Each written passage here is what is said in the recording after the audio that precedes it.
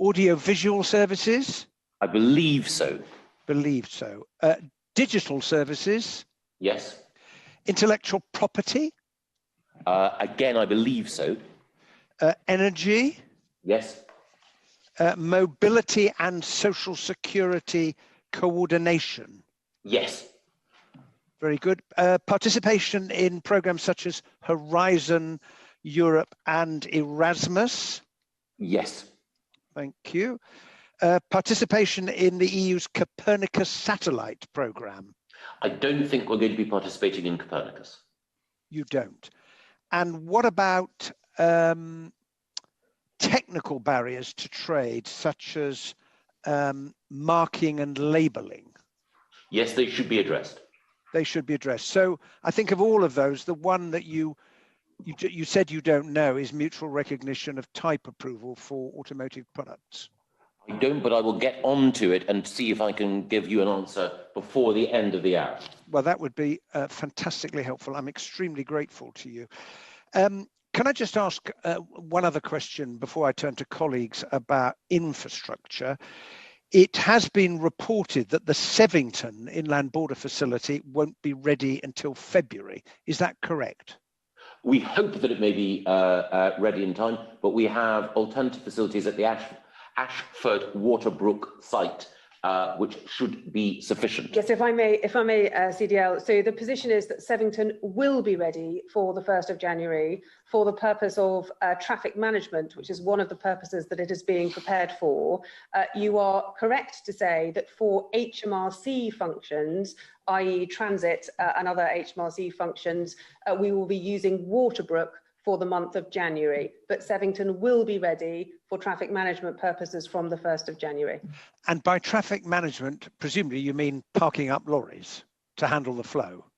What I mean is, if there is disruption and it is required for that purpose, yes. Okay. Are there any other sites which you had hoped would be ready by January the 1st that won't be ready in time? No. There are no others, right? There's no others. And have you now come to a clear decision and put plans in place for the inland border facility for Holyhead? Yes, we do have plans, and it is the case that Lord Agnew has been in negotiations with the owner of the appropriate site.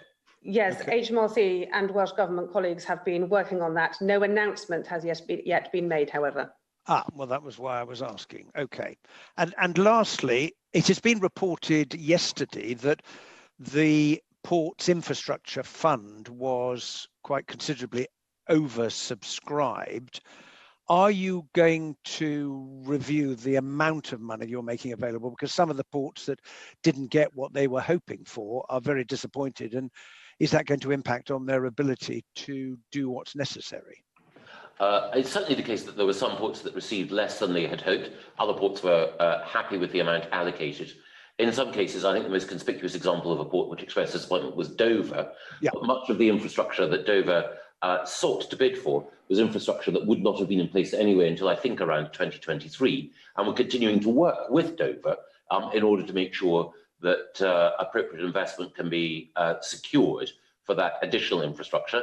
Another port which understandably expressed disappointment was Portsmouth, and it is the case that we're looking with colleagues in other government departments to see if we can find other ways of providing the appropriate infrastructure that the Port of Portsmouth and the local authority believe is required.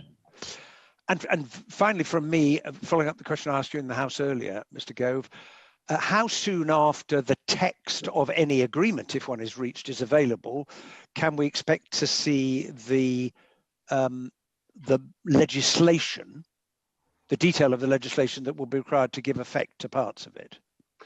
We hope within a couple of days. Couple of days. Okay, thank you. That's really helpful. Peter Bone. Thank you, Chairman, and good afternoon, Secretary of State. The Prime Minister has made it clear that the United Kingdom will thrive whether we have a free trade deal with the European Union or whether we trade on WTO rules or Australian style. Would you agree with the Prime Minister, Secretary of State, that we will thrive in either case? Yes. So, given that, we know that trading on WTO rules ticks all the boxes from the referendum. It returns control of our trade, returns control of our laws, and returns control of our borders. So why haven't we opted for that, given that we are now on the 17th of December, and the European Union said the latest date an agreement could be made was the 31st of October? Well, we want to make sure that if we can secure a free trade agreement, we do. You're quite right that at the moment, the most likely outcome is that we will leave on WTO terms, that we will have an Australian-style outcome. But of course, a free trade agreement removing, as it would, tariffs on UK exporters is certainly something to be desired. And of course, were we able to secure the agreement that we want to, we would be the only country to have a zero tariff, zero quota, only third country to have a zero tariff, zero quota trade agreement with the EU. And on the whole, though obviously not at any price, securing free trade agreements with other countries is a good thing. Our colleague, the Secretary of State for International Trade, has managed to conclude more than 50 free trade agreements during the course of this year, all of which I think are win-wins for the UK. Secretary of State, I've lost the picture. Secretary of State, if you're still there. Hello. Hello, we're here. Hello. Can you hear us? Oh dear, we've lost the link. Hello. Well, Peter, we can still hear you. Let's try again. Hello. Can everyone hear us? That's okay. Yes, we can. Yes, we can hear. Peter, can you? Hello, sorry about that. No, don't worry. Carry on. Somehow somebody managed to intervene on our call from outside, which we don't want to happen. Given the circumstances of the fact that the 31st of October was the due date, nothing has changed in relation to, there's nothing new. So why on earth have we not concluded a deal or accepted that there will be a no deal? Nothing has changed between now and the 31st of October that could possibly have changed anybody's mind. It's just that either the EU won't say what its final position is or the UK won't. I mean, it's not fair on business that we carry on through such a lengthy period. So why are we carrying on when nothing has changed? Why are we carrying on if there's no new developments? Well, the process of negotiations has managed to narrow down areas of difference. And it's certainly the case that there are fewer areas of difference now than there were in October or indeed in July. The areas of difference are still significant. We might have an opportunity to go into them, and they do go to the very, very heart of the mandate, which you quite rightly referred to, which the country gave the government in 2016. But again, if we can secure a free trade agreement, that would be preferable. One of the other things I would say, of course, is that overall, and there are divergent views in business, I think a majority of business voices would prefer a free trade agreement to not. But again, businesses are also getting prepared, are very prepared in most circumstances for whichever outcome we have, whether or not we secure a free trade agreement or not. As we know, we'll be outside the single market and outside the customs union, and businesses have got ready for many of the steps that that will entail. Yes, Secretary said that's absolutely correct. But on the 31st of October, if you had said that was the absolute deadline, all the things that you've talked about that have been agreed after the 31st of October would have been agreed on the 31st of October, because there is no fundamental change in either the UK's position or the EU's. And all we've done is make things worse for business. And it does look to me that it's a little bit silly that we're carrying on and letting business down like this. Well, I can entirely understand your point of view. I think it's the case that business would rather that we went the extra mile. That's certainly the Prime Minister's view and my view. But of course, we'll know by the 31st of December definitively, because at that point, the transition period ends, and that is a fixed point in law. Thank you so much, Secretary of State, and I wish you and Lord Frost every success. Thank you very much, Peter.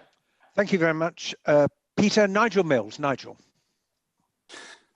So that's a fixed point of law, Secretary of State. Does that mean there are no situations where talks would continue past the end of the year, that if there's no deal by then, that's it for a long time? Or? Yes. So that's absolutely certain. There will not be any agreement next year. We wouldn't go back to the negotiating table. Yes, I think it's been the view has been expressed by some that if there is no agreement by December the 31st, that we would go back to the negotiating table a month, 2 months, or in 3 months' time. That would be it. We would have left on WTO terms.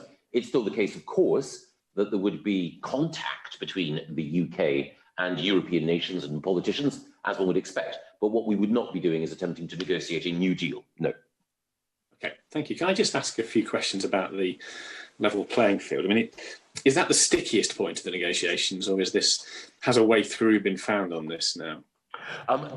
There are 3 areas, I think the committee knows, which are particularly sticky: the level playing field, then what's called governance, or the capacity of either side to take retaliatory measures if observance of the level playing field is considered not to be adhered to, and then fisheries.